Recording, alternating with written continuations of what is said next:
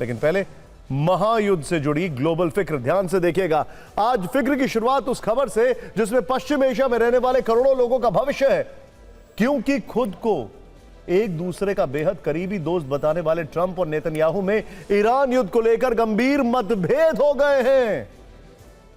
Iran को लेकर Trump और नेतन्याहू में जबरदस्त बहस हो गई। इस बहस के बाद ट्रंप ने यह तक कह डाला कि वो इजराइल में इतने पॉपुलर हैं कि वो इजराइल के पीएम भी बन सकते हैं। 28 फरवरी को शुरू हुआ ईरान युद्ध लगभग 40 दिन तक चला था। इन 40 दिनों में अमेरिका को भी काफी नुकसान हुआ। शायद इसीलिए हमेशा युद्ध की बात करने वाले ट्रंप इस बार थोड़ा सब्र से काम लेते दिखाई दे रहे हैं। लेकिन दूसरी तरफ इजराइल के प्रधानमंत्री बेंजामिन नेतन्याहू पर युद्ध का उन्माद हावी है।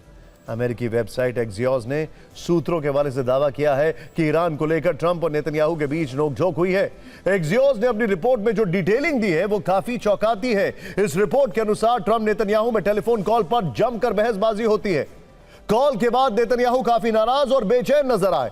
रिपोर्ट में दावा किया गया है कि ऐसा लग रहा है जैसे नेतन्याहू के बालों में आग लगी हुई हो। कॉल पर ट्रंप और नेतन्याहू एक दूसरे पर काफी भड़के।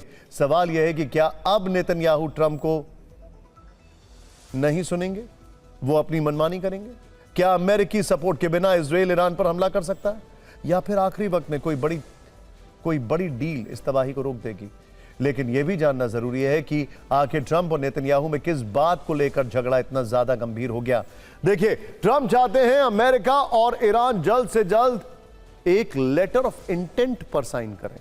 नेतन्याहू इस बात से नाराज है कि बातचीत की आड़ में ईरान और समय जुटा रहा है। ट्रंप चाहते हैं कि ईरान से लगभग 30 दिन तक बातचीत चले। नेतन्याहू का मानना है कि बातचीत से ईरान फिर मजबूत हो जाएगा। ट्रंप का मानना है कि बातचीत से युद्ध स्थायी रूप से खत्म हो सकता है, जबकि नेतन्याहू का मानना है कि ईरान से लंबे समय से बातचीत से इजराइल की सुरक्षा खतरे में पड़ सकती है। इसमें एक और इंटरेस्टिंग बात है। ट्रंप का पर्सपेक्टिव यह है कि इस युद्ध में ऑलरेडी उनके 40 से ज्यादा विमान खत्म हो चुके हैं, उनको नुकसान हो चुका है, कई सारे सैनिक घायल हुए हैं, कोलैटरल डैमेज बहुत ज्यादा होगा, ऊपर से ट्रेड को और नुकसान है, कीमतें बढ़ती जा रही हैं। अगर क्रूड ऑयल $100 के ऊपर बना रहा तो अमेरिका में 4% इन्फ्लेशन हो जाएगा और ट्रंप का मिड टर्म पोल का सपना अधूरा रह जाएगा।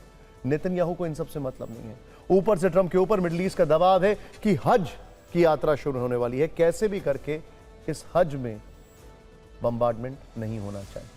लेकिन नेतन्याहू को इन सब से कोई फर्क नहीं पड़ता है। पहला हमला जो हुआ था, आपको याद होगा, अभी वो रमजान के दौरान हुआ था।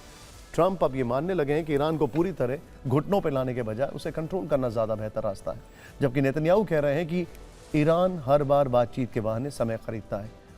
इस दौरान वो अपने परमाणु कार्यक्रम को और मजबूत कर लेता है। अब जरा यह समझिए कि वो फॉर्मूला क्या है जिसे लेकर अमेरिका और ईरान के बीच बैकडोर बातचीत की खबरें हैं, क्योंकि यह समझना बहुत जरूरी है। कतर, पाकिस्तान, सऊदी अरब, तुर्की और मिस्र मिलकर एक नया प्रस्ताव तैयार कर रहे हैं। इस प्रस्ताव में पाकिस्तान बड़े मध्यस्थ की भूमिका निभा रहा है। इसे ईरान पीस प्रपोजल नाम दिया गया है।